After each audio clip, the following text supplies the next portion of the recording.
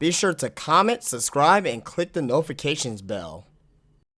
1, 2, 3. Hey, what's up, guys? JD Venom here, part of Venom Nation Wrestling, and thank you so much for joining me for the second edition of the Getting Over podcast. We got a lot of news stories here for you guys today, a lot of rumors out there about certain things, but honestly, news this week has been a fucking drag. But I do got a few news stories here for you guys on WWE losing interest in Ring of Honor and who is going to be that new kid on the block that WWE is trying to court. Also, as well, WWE is high on Aleister Black. Very high on Aleister Black. I'm high on Aleister Black as well, but we'll give you some details about that as well. And also an update on a top WWE wrestler who was upset backstage, and what did WWE do to make peace with this wrestler? All this and so much more here on the Getting Over podcast here today. Thank you so much for joining me here again on the channel. Really appreciate everybody checking out my WWE Raw, Smackdown, and NXT reviews. Those are up live on the channel right now. Also, thank you for everybody who watched the report I gave about the WWE Women's Tournament on the official date, and also as well from this past week, you guys check out the very first edition of my top 10 series, the top 10 greatest title designs of all time. Man, tomorrow I have another top 10 waiting for you guys to be uploaded on the channel, and of course, the very first episode of What Else Happened of the Finger Poke of Doom incident. So, a lot of great videos on this channel. Subscribe if you guys enjoy this here on my channel. And a lot of wrestling content for you guys every single day. I make daily videos here. But let's not waste any more time. Let's get into the Getting Over podcast. Again, so much news here. And I want to start off here today about from the rumor mill, and that WWE officials are very high on Aleister Black, and pretty much Cage Side Seats, who reported this, is saying that WWE is said to be extremely high on NXT's newest talent, Aleister Black. The recent addition to the roster has been appearing on weekly programming for weeks now, after initially debuting at NXT TakeOver Orlando, and also as well, Black has been on on WWE's radar for quite some time, and he made his first appearance during the United Kingdom Championship in Blackpool back in August against Neville, and as of late, for the European tour at least, Aleister Black has been used in the European tour for touring with Monday Night Raw, and basically it's trying to to boost ticket sales, because Aleister Black, he is European. He's actually he's not Welsh. I'm bad with my countries in Europe. He's not Welsh. I don't think he's. It doesn't matter really, but he's not. I know he's not from England. I know that, but someone will tell me in the comment section. But despite that, he's there to boost ticket sales. A lot of people is assuming that Aleister Black, just because he's touring with Raw, he's gonna be up on the main roster soon, and that's not gonna be the case, guys, because he just literally came into NXT. He needs to learn the ropes first of what WWE does, molding him into a talent, and quite frankly, not even the hardcore fans is really into this guy as of yet. I mean, I'm into him, but what I mean by that actually is that no one really knew who he was. I didn't know who he was. I heard of him for a couple years before he came into WWE, before he was at the United Kingdom tournament, but I haven't really seen him wrestle. Glad that he's with the company, but I just don't see him coming up to WWE Raw or SmackDown anytime soon. I mean, I would at least say he's going to be down at NXT for at least a year. I believe he's gonna win the NXT championship sometime this year. I mean, that's just my opinion. I think he may be the one to take it off of Bobby Roode. It's either gonna be him or Drew McIntyre for sure. So, but Aleister Black, as I mentioned before, you know, he is very high on WWE's radar, and I mentioned this in my NXT review, guys. You guys, you know, some people think I'm crazy about this, but from the littlest thing as far as a nameplate, his nameplate being customized, kind of like Bray Wyatt, kind of like The Undertaker, kind of like Rusev, WWE's not going to waste time on making a custom nameplate for a guy if they're not high on him, if they're not going to utilize him. I look at details like that, and it seems to be that right now, according to Cage Side Seats. But you guys let me know what you think about Aleister Black. I think he's going to be a great talent.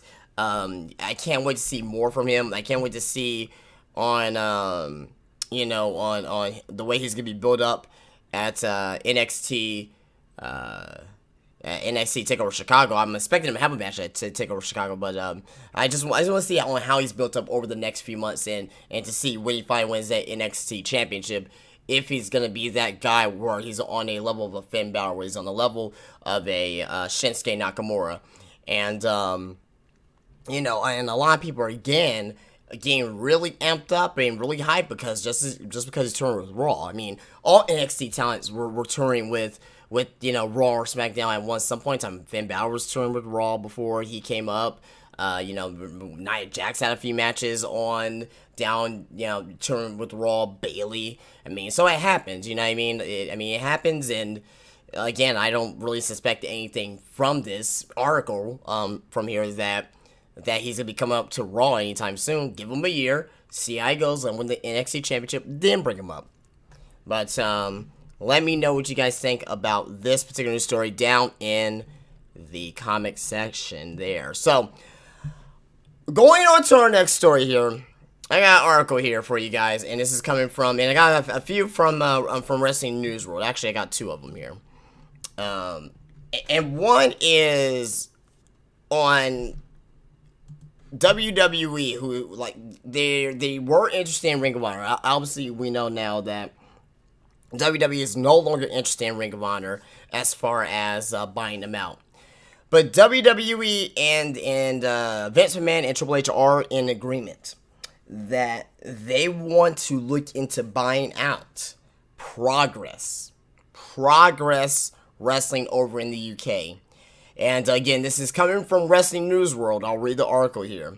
While WWE and Ring of Honor haven't had any new developments in terms of a sale, and both sides consider discussions to be dead at this point in terms of WWE buying the company, WWE has been in serious discussions with Progress Wrestling over in the UK, and about a buyout and WWE's interest in possibly acquiring Progress Wrestling is part why WWE lost interest in pursuing Ring of Honor at this time.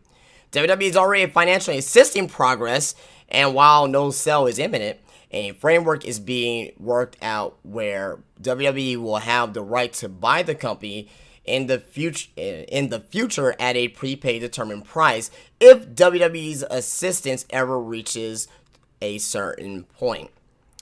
So Vince McMahon and Triple H is in agreement that RH's power can and has been largely neutered by NXT, but the UK market is a bit trickier, and WWE feels is better off propping up a native brand they can let her buy, and then we're trying to bully everyone in the market. So basically, WWE, they're not going after, I don't think Progress, you guys let me know, I don't know if it's Progress or Revolution. I think Revolution is probably like the WWE in the UK, but I think this would be good for WWE, because you got a lot of guys that they brought up from Progress, like, you know, Tyler Bate. Well, I mean, these guys are not, they're signed to WWE contracts, but they're not like part like of the NXT brand or anything like that. They're just part of the UK brand, which they are still allowing them to do indie shows free will. So, but Tyler Bate, Pete Dunne, Trent Seven, those are three guys right there from Progress. Jack Gallagher, Finn Balor. You know what I mean? Tommy End, I believe he was over there. Aleister Black, I believe he was over there as well. And Progress. You know, the UK scene is the hottest scene in professional wrestling right now. Okay, you probably got the UK scene. Then you probably got what's going on in New Japan. You know what I mean? They're like right there. Then you got NXT, and NXT is on the come up again. You know what I mean? And NXT is gonna be, you know, higher than ever after, I would say, after this year for sure. But this is very smart from WWE if they buy out Progress, because if they end up buying out Progress, you're gonna lock up at least three. You're gonna lock up at least 3 guys, and you're probably gonna lock up even more guys from there as well who are great talents. But Pete Dunne, Tyler Bate, Trent Seven. Holy shit.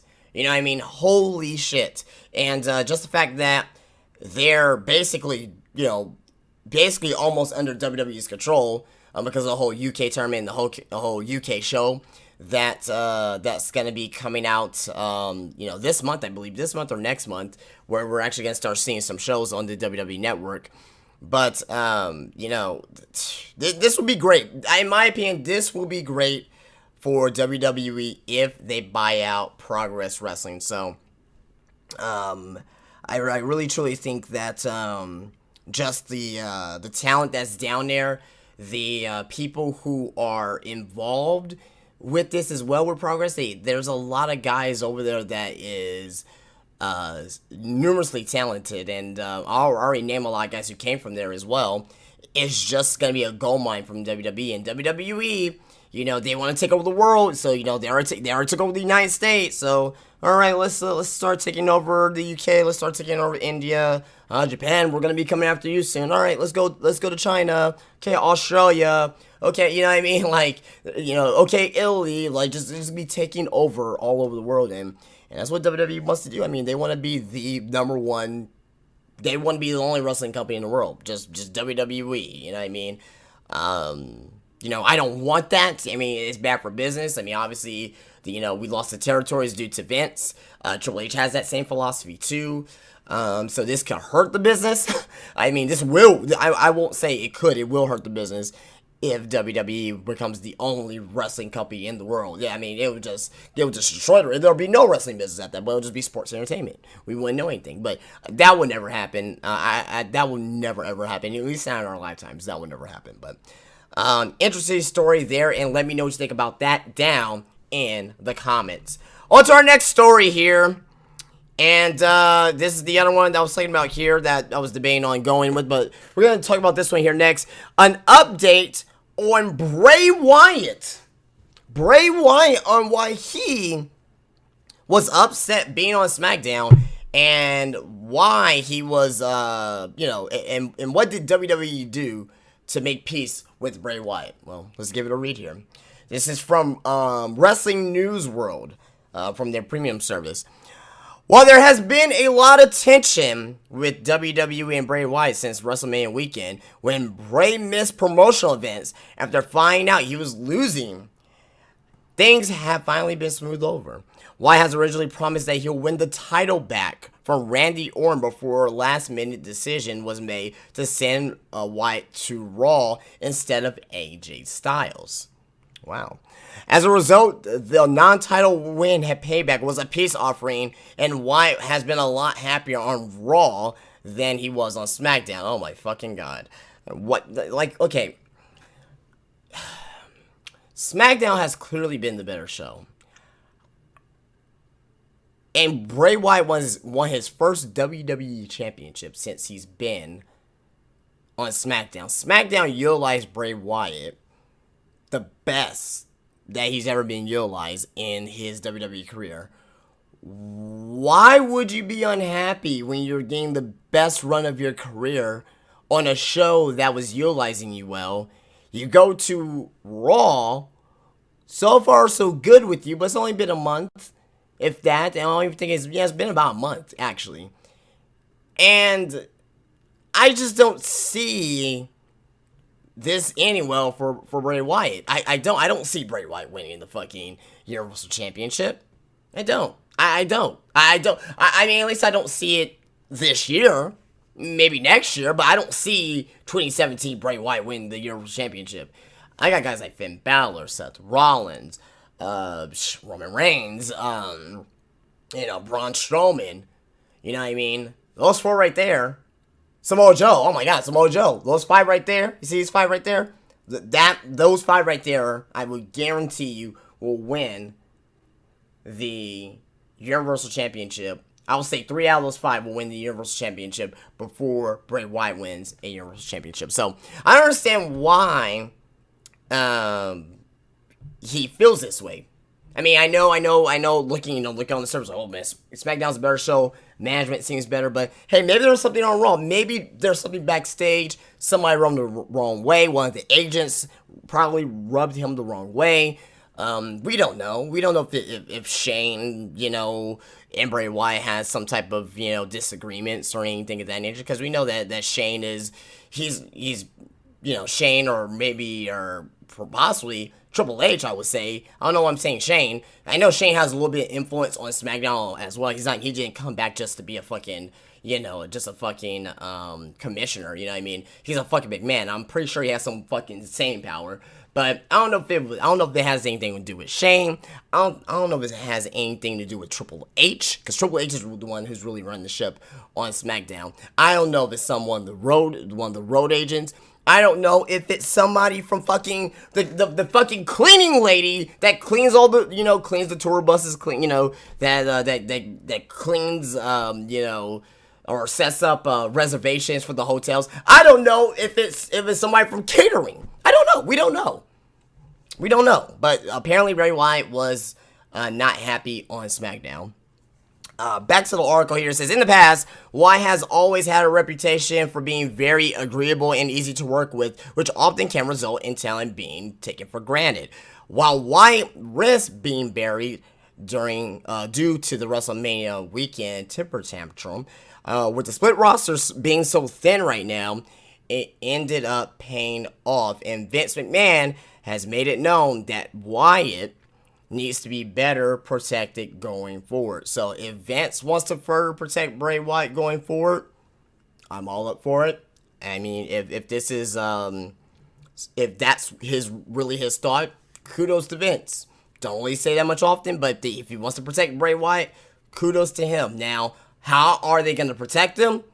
We're going to have to find out and see on how they're going to protect him. I mean, just because they're going to protect him doesn't mean that they're going to utilize him right. You know what I mean? I mean, you can be protected, but, not be, I mean, fucking Roman Reigns is always protected. Is he being used right, though? You know what I mean? It's the same thing in this situation. Bray Wyatt can be protected all he wants. Is he still going to be used right while being protected? But let me know what you think about that particular story down in the comments there. So I got a few more news stories here for you guys today. There's really nothing going on in the world in wrestling right now as far as major news stories is concerned here. So just a lot of dead shit out there right now in the wrestling news world. But I will say this particular next story is not really a story. These are just facts. These are just numbers here with the reigns from SmackDown and the reigns from Raw. So Raw, and they're on an even playing field. They were on an even playing field, guys. Raw lost viewers this week, while SmackDown gained viewers this week. Raw's rating went down, while SmackDown's rating went up. In the same arena. Monday Night Raw from London got absolutely whooped in the ratings, drawing only a total of 2,696,000 viewers. They did, well, let me see here. Okay, say they did 2.8 million viewers in the first hour, 2.8 million viewers in the second hour. Third hour, they lost the ball, pretty much. Not lost them all, but they lost a lot of viewers. 2.4 million viewers in the third and final hour. The show was tape delayed, and they lost 410,000 subscribers from hour to hour, pretty much. So, not good. From the second hour to the last hour, I should say. They lost over 410,000 viewers That's not good for Monday Night Raw. And being that Monday Night Raw was boring as shit this past Monday, you know, I see why they lost viewers. And they even started out with the third hour of having Seth Rollins and Samoa Joe, which didn't help them. Because again, you're giving away that match again for free. We already seen that match. No one gives a shit about it. No one gave a shit about it. I understand what WWE was doing. It's like, oh, let's put Rollins and Joe here, and you know, this should help our reigns for the third hour. I get what they were coming from, but it backfired on them. And and again, it was tape delayed. There were spoilers out there, but if SmackDown was on a tape delay and it has spoilers, why did their viewership go up? You know what I mean? Like, why did their viewership go up? Well, let's find out. Let's see if there's anything here that's let's see if there's anything here that says why their viewership went up. So SmackDown had a 2.3 million viewers this week, and they were on tape delay. This is up just 48,000 viewers from last week's show. So, okay, it wasn't like it was 100,000. It wasn't like it was 500,000. 48,000 viewers more watched. Okay. But the fact is that it was on tape delay, just like Raw. You figured that their viewership was going to go down, but it didn't. People like SmackDown. People just like SmackDown better, I guess. I don't know. And I just don't get it. I understand why, because WWE, they put Raw as the number one show. I get it. I understand it, but they're on the same network now. They're both live. I just don't get why there are more viewers watching Raw than SmackDown. I don't get it. I just don't get it. It should be the same. If it's not gonna, if Raw and SmackDown, they should have the same number of viewers. Maybe Raw this week did 2.8 million and SmackDown's 2.9 million. And in the week after that, Raw is 2.7 million and SmackDown's 2.5 million. There should be fluctuating going back and forth, but every week Raw beats SmackDown in the ratings, and I never fucking understand it. It's because of the lack of big names on SmackDown. I don't know. You got Randy Orton over there. When John Cena was over there, you had John Cena. You know what I mean? And I'm talking about pre shake up here. You had over there of AJ Styles and Bray Wyatt and Dan Bryan, Shane McMahon, being the the authority figures. You know what I mean? So you had a lot of familiar faces over there, but it just seems like people just don't watch SmackDown as much. I mean, am I the only one that should be thinking like this? That you got top names. I think it's just because of SmackDown, and people just don't. A lot of people just don't get it. Like, there's people that get it, but there's people that don't get it either. People are, what's the word I'm looking for? They're programmed to watch Monday Night Raw. Like, Monday Night Raw has been around for 24 years, almost 25 years, right? We already knew what Raw is with Stone Cold and The Rock and Foley and Taker and Kane and Triple H and the D-Generation X. Just going through the whole history of Raw there in the Attitude Era, and I think that's what a lot of people are still trying to clamor onto. Oh, let's watch Monday Night Raw. We didn't really get that much for SmackDown, because I'll be honest with you, SmackDown back in the day, I didn't have SmackDown back in the day. I couldn't watch SmackDown back in the day because where I was in San Antonio, Texas, we did not have the UPN network. I didn't get SmackDown up until they no, I did get them. When they changed to the CW, I did get that for a little bit. When they first changed into Friday Night SmackDown, I ended up getting Friday Night SmackDown, and once they went to Sci-Fi, of course, and now they're on the USA Network. But I just don't know. It's because Raw has been on the same. I think it's dealing with the night, of course. So it's Monday night. Everybody remembers Monday night, 7 Central. USA Network, glued to your TV.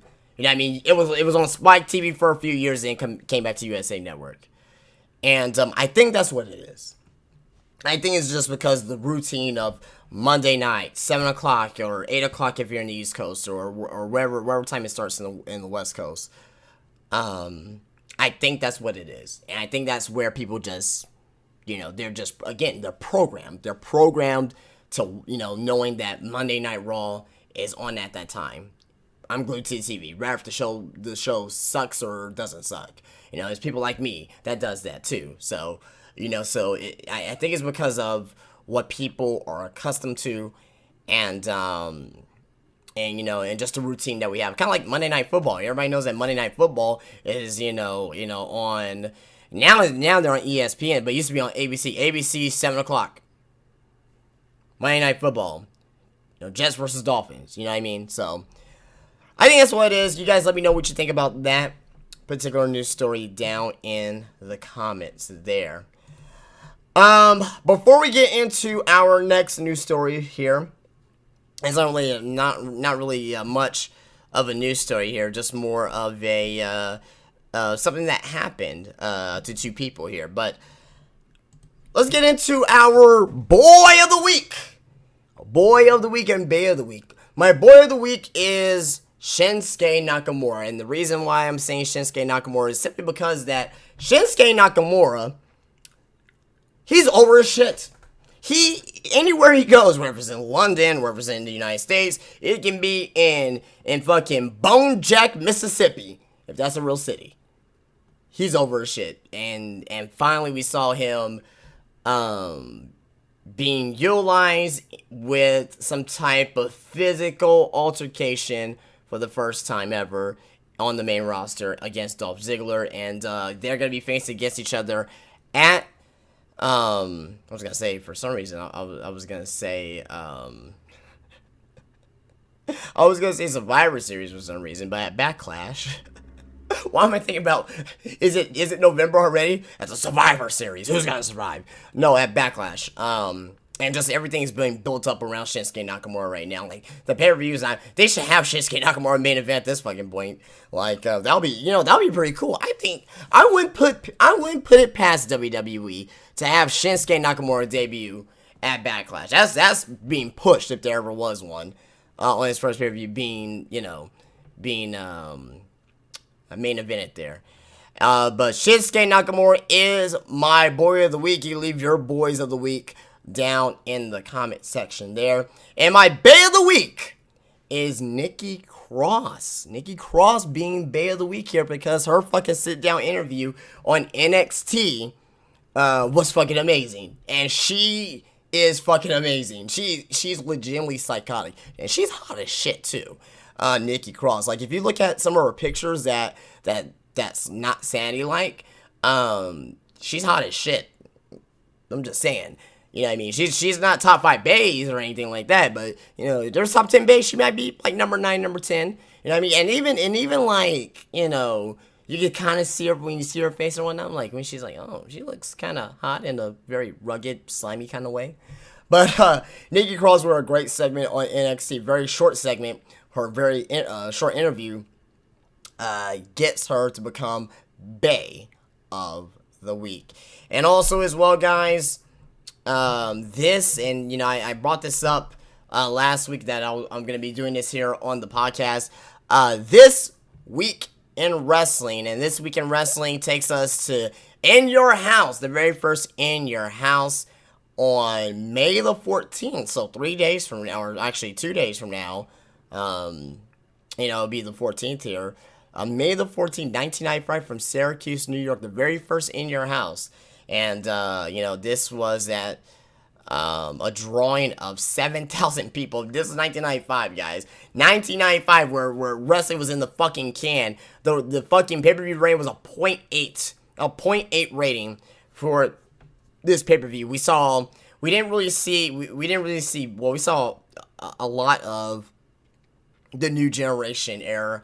Everything here together in one pay-per-view here. But we saw Bret Hart wrestle twice in one night. Bret Hart defeated Hakushi. Another match that was on this show. I'm not going to go through all the matches here, but, the WWE Tag Team Champions, Owen Hart and Yokozuna beat the Smoking Guns. And that was for the WWE Tag Team Championships. Jerry Lawler beat Bret Hart in 5 minutes. So, yeah, just looking at this here just makes me wonder, like, how Bret Hart wrestled the second match of the night, and he wrestled the sixth match of the night. So, there you go. Diesel, the WWF champion, beat Psycho Sid by disqualification. I remember that match, and it fucking sucked. The Undertaker defeated Kama Mustafa, and in the main event, Owen Hart and the British Bulldog, Davey Boy Smith, went to a 15-minute draw. So, In Your House, 1995, the very first In Your House in 1995, May 14th, in Syracuse, New York, is available right now on the WWE Network. So you guys should go check it out. I might go check it out myself just because I want to put that in my wrestling. I'm sorry, my This Week in Wrestling here. Very first edition of This Week in Wrestling here on the channel. So let me know what you guys think about that particular segment there, and leave your thoughts down, of course, in the comment section. And last but not least here, on today's podcast here, Brie Bella and Daniel Bryan welcomes their daughter into the world. So WWE confirmed, and they had a picture on, I believe it was on Twitter or Instagram, that Brie Bella and Daniel Bryan welcomed their daughter, Birdie Jo Danielson, into the world on Tuesday. Bella and Daniel Bryan welcome daughter Birdie Jo Danielson to the world on Tuesday. They got that. This fucking article has it here twice. But it was on May the 9th at 11:58 p.m. So one thing to know about that, 11:58 p.m. Like if I was Daniel Bryan, if I was in the fucking in the fucking room with the doctor, I'm like in the baby's born, like, well, it's 11:58. I mean, I'll just ask the question, like, yeah, she was bored, but like 2 minutes. Can we make her on the 10th? Just because, like, you know what I mean? I will literally ask that question. If it was like at 59, or whatever, and like 59 seconds, I'm pretty sure, I'm more than sure, in the history of the world that has happened thousands of times. And I'm pretty sure at least one person, at least. At least one person, at least it was like, yes, yeah, or it's happened like near their birthday, like, hey man, let's say my birthday was on May the 10th, you know what I mean? And my daughter was born on the 9th at 11:59 p.m. Hey, hey doc, it would be very cool if we could just say that she was born at midnight, so she got the same birthday as me. Can we do something like that? And Dr. I don't know if it's illegal. Is it illegal to do something like that? Saying, you can't do that. That's illegal. Like, how's that? I don't know how that would be breaking the law. Like, it's not really falsifying your birth date or anything, but technically it is. Well, no, that's such a thin line. That's a thin line. Come on, let her be born on the 10th of May. Come on. I don't know why I want to fucking rant about that, but you're gonna get random shit on this channel sometimes, guys, so you just gotta have to deal with me on that. But the healthy baby girl came into the world at 8 pounds, 10 ounces, and 21 inches. There is no better feeling in the world than meeting your daughter. A jubilant Brie Bella said, I can't even express the overwhelming feeling and love that Bryan and I are feeling. Know that we are our parent. Shit, I can't fucking read. I can't read, guys. Hashtag can't read in the chat or in the comment section there. Now we know. Jesus Christ, I'm tired, guys. It's 12 a.m. here. Now we know what parents mean about the love you feel when you first meet your. What the fuck? What happened to the article? Come on! Alright, now we know what parents mean about the love you feel when you first meet your child. Thank you for all the thoughts and prayers on the safety of Birdie coming into this world. And that's an end quote by Brie Bella. I'm an asshole. I'm such an asshole. I am such a fucking asshole. Alright, guys, well, that is it here for the second edition of the Getting Over podcast. I had some other news stories here that I want to get for you guys. I just couldn't really get those news stories up and running here for you guys, but there weren't really too much to hold over anyway, like financial situation for WWE, so it wasn't really anything I wanted to really put into the podcast here. But guys, if you like this here, be sure to leave a thumbs up on your way out. Go check out the top 10 tomorrow. It's gonna be the top 10 most underrated wrestlers in wrestling history. Definitely check that out. It's gonna be a fun top 10 for sure. You don't want to miss that. Be sure to go check out as well what else happened, episode 1, the Figure Poke of Doom. And be sure to follow me on Twitter and like my Facebook page, or both links are down below, or you can, just look right there as well. And well, actually on this side. Well, what am I doing? I'm a fucking asshole. I don't even know what it is. I just look over there. Boom. There they are. Boom. JD Venom on Facebook, and at JDVenom02 on Twitter. So just go ahead and follow me there as well. But that is it, guys. I don't know if there's anything else I gotta tell you guys, but subscribe if you've sat through this whole fucking thing. Subscribe to the channel if you're not subscribed already. But yeah, I'll see you guys later. You guys have a great day. Peace out.